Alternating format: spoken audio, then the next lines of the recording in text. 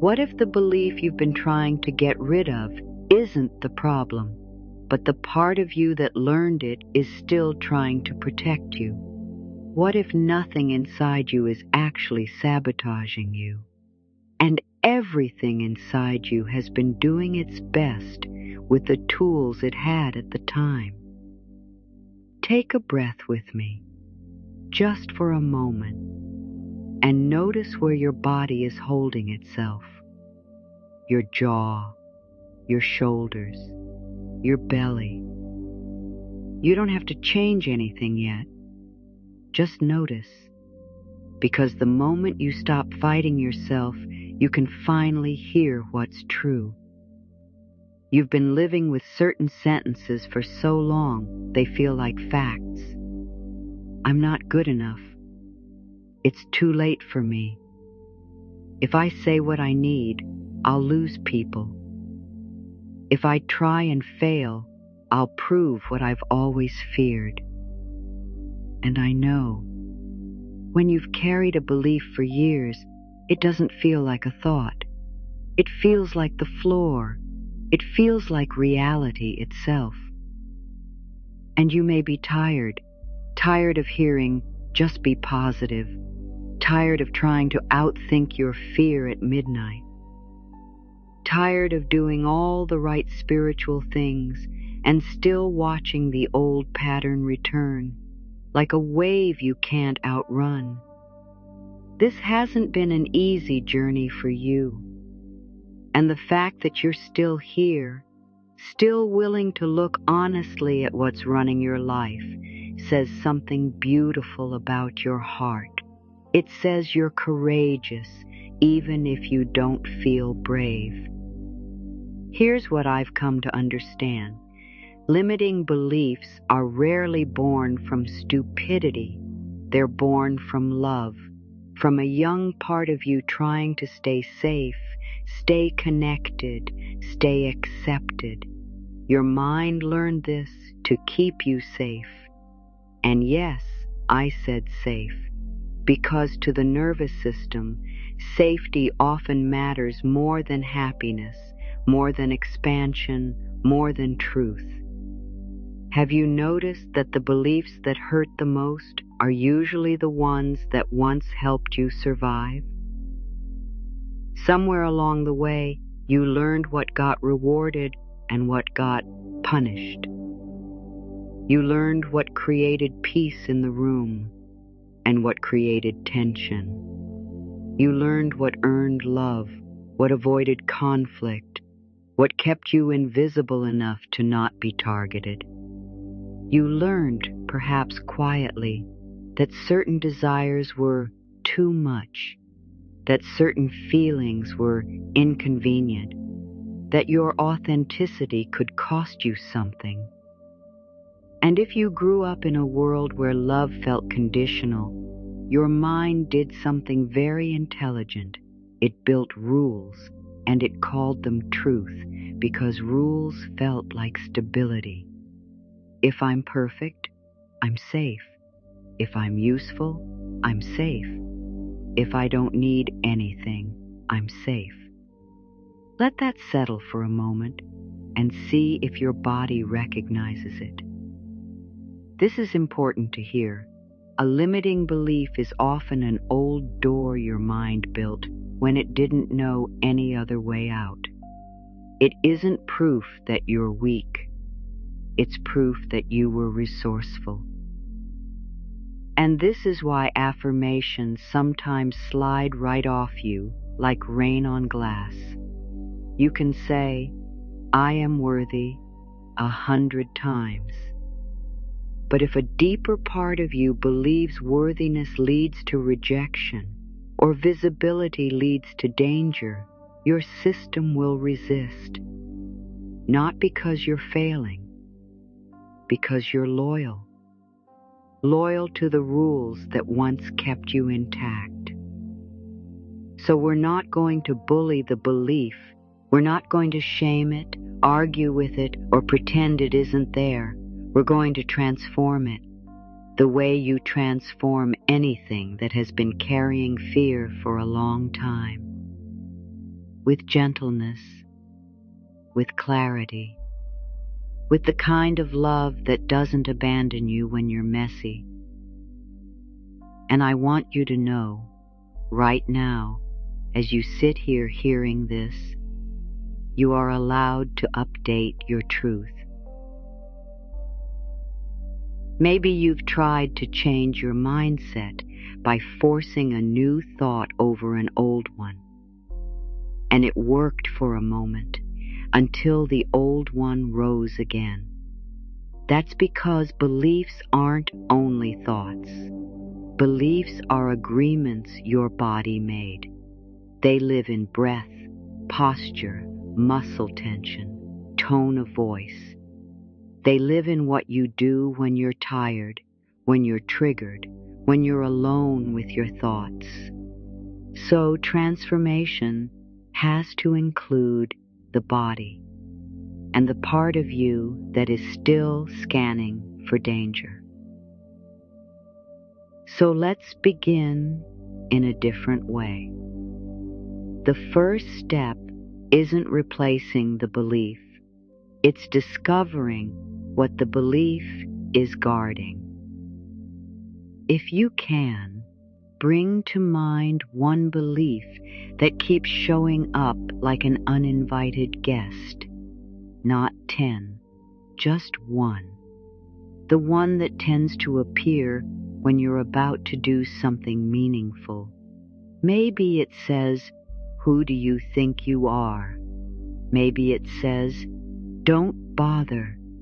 Maybe it says, "You'll mess it up." Maybe it says, "They'll leave."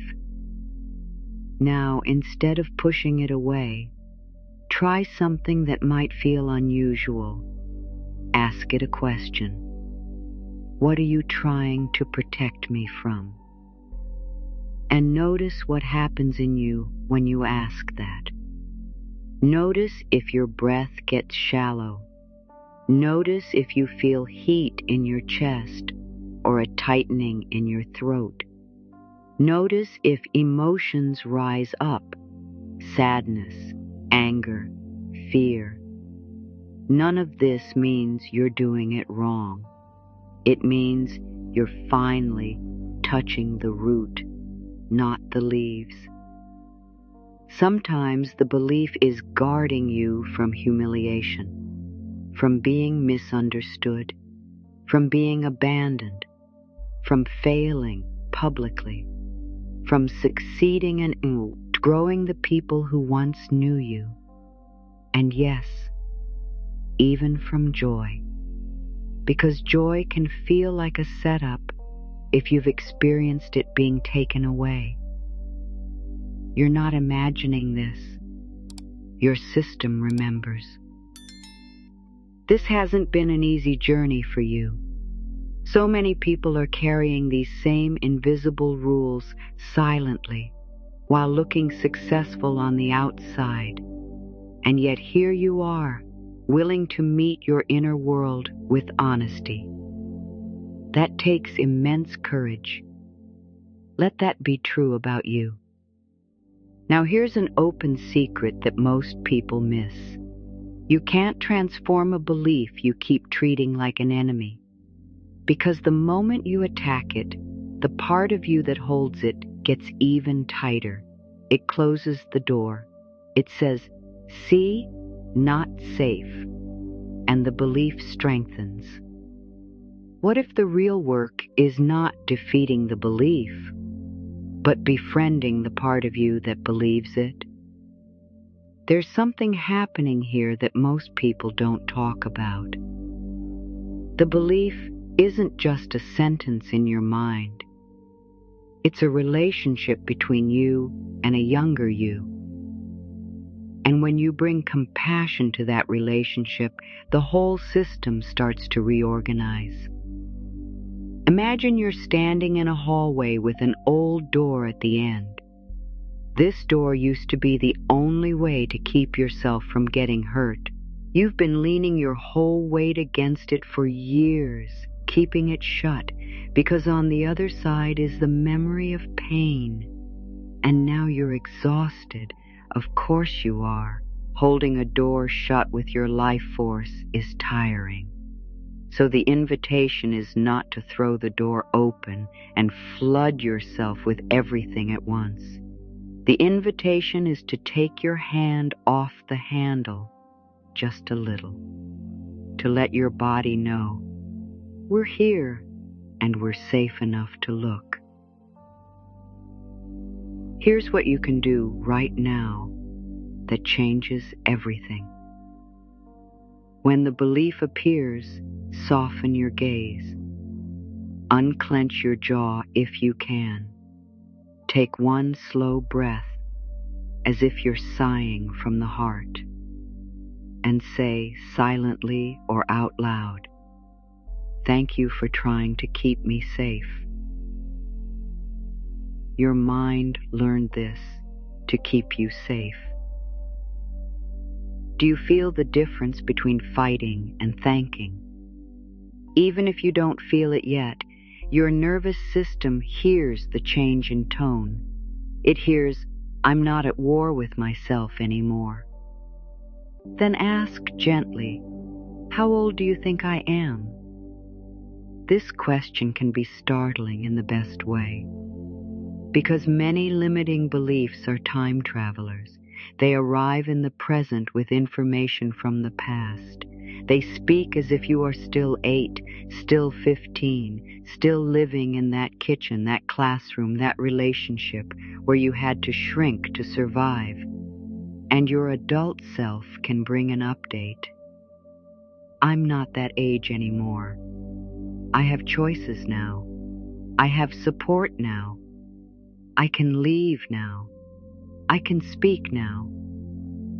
Not as a pep talk, as a simple orientation. Let that settle and see if your shoulders soften even 1 millimeter.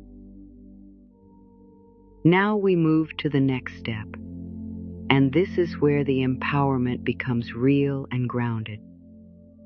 We translate the limiting belief into the need underneath it. For example, if the belief is, "I'm not good enough," the need might be, "I need to feel safe being imperfect while I learn."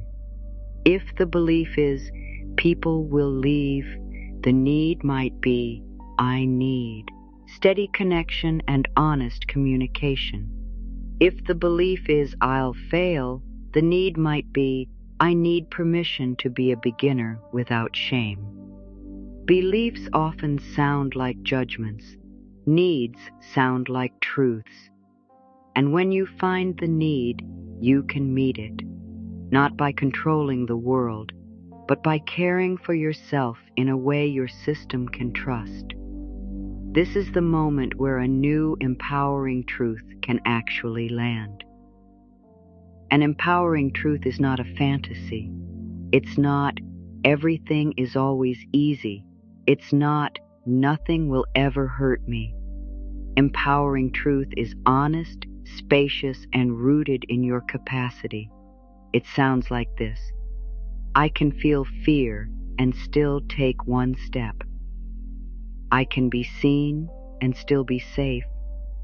I can disappoint someone and still be worthy. I can make mistakes and still belong. Your heart already knows this, but we're going to help your body believe it too. Now, there is a piece that changes everything, and I want you to hear it clearly. Empowering truths don't stick because you repeat them. They stick because you gather evidence for them. So we're going to give your mind proof, small proof, gentle proof, the kind of proof your nervous system can digest. Choose a tiny action, so small it almost feels silly, that aligns with your empowering truth.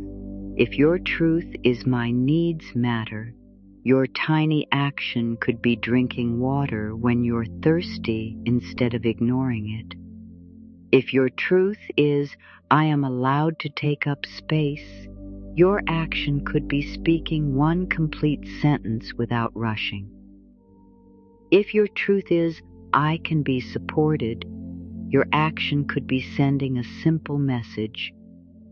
Can I share something with you? This isn't about grand gestures. It's about building a bridge plank by plank until your body trusts the bridge. Because if you've been living under a limiting belief for years, your system doesn't need a lecture. It needs experience. I once knew someone who carried the belief, if I rest, I'm lazy. She wore it like a badge in a prison. She could recite affirmations about worthiness all day, but the moment she sat down, her chest tightened with guilt. One evening, instead of fighting the guilt, she whispered, "Thank you for trying to keep me safe." And she asked, "How old do you think I am?" What came up surprised her. She remembered being a child, watching adults praise exhaustion as virtue. That night she chose one tiny action. 10 minutes of sitting with a warm cup of tea, no phone, no proving, just breathing. Nothing dramatic happened, and yet something did. Her body learned, in a language deeper than logic, that rest could be safe. Notice what that story contains. Not perfection, relationship, permission, evidence. Now let's name the most common limiting beliefs in a way that actually helps you transform them.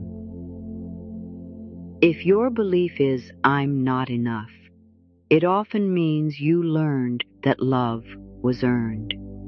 Your empowering truth is not, I am perfect.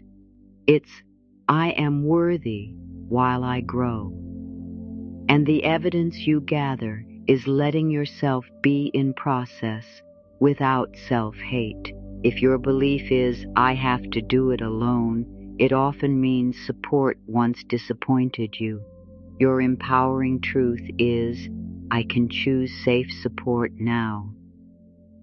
And the evidence you gather is letting one trustworthy person in, 1 inch at a time.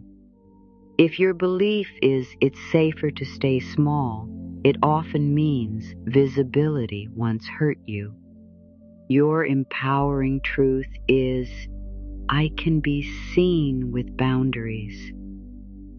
And the evidence you gather is practicing visibility in doses, sharing, creating, speaking, while also protecting your tenderness. If your belief is, I always mess it up, it often means mistakes were punished.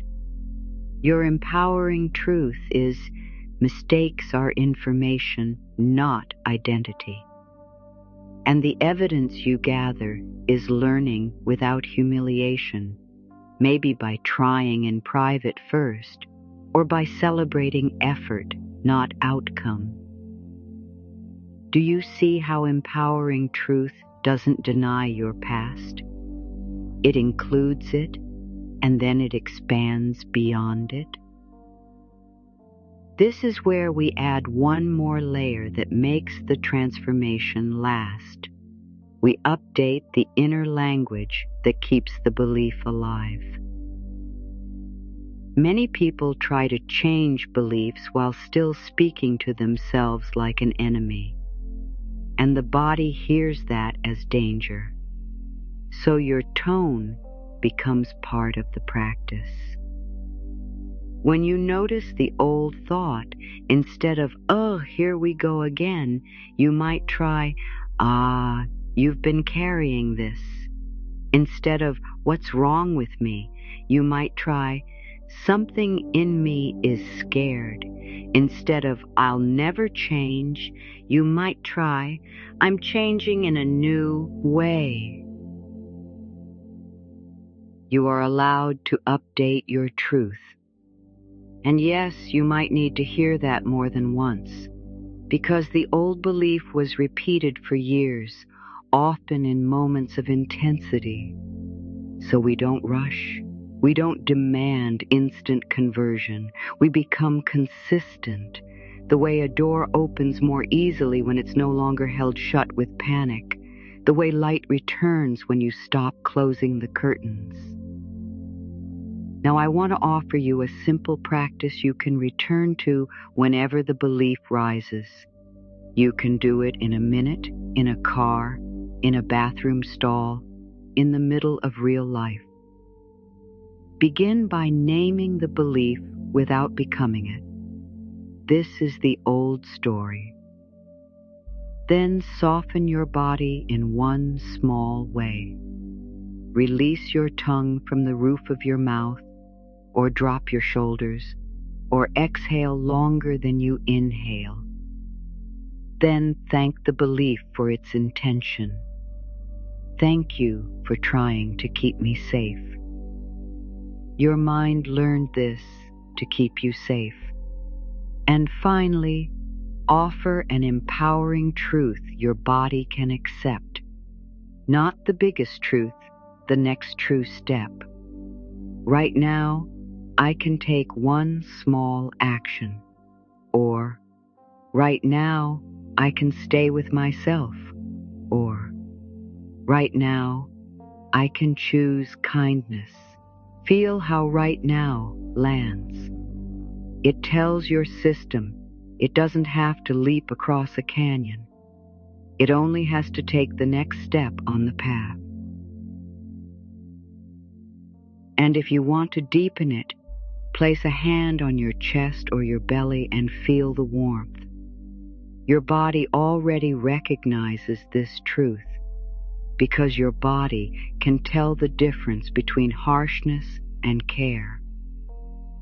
There may be days when you do this and the belief still feels loud. That doesn't mean you failed. It means the belief is old and the moment is tender, and you're allowed to be tender. You're allowed to have waves. You're allowed to need repetition. This hasn't been an easy journey for you. And yet, even when the belief returns, you are no longer the same person who first believed it. You have awareness now. You have language now. Why? You have choice now. And choice is power. In the coming days, you might start to notice something subtle. The belief will still knock, but it won't always get a key. You'll hear it, and you'll pause, and something wiser in you will respond. And when that happens, I want you to remember this. Empowerment is not the absence of fear. It's the presence of companionship inside you. It's you turning toward yourself instead of away.